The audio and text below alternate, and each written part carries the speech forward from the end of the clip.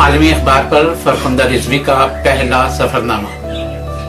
London से Sialkot बरास्ता Dubai, Lahore की सैर, इस्लामाबाद की सैर और बदलते हुए पाकिस्तान को किस तरह से देखा, इस सारी कहानी को फरखुंदा रिजवी ने अपने कलम से लिखा है।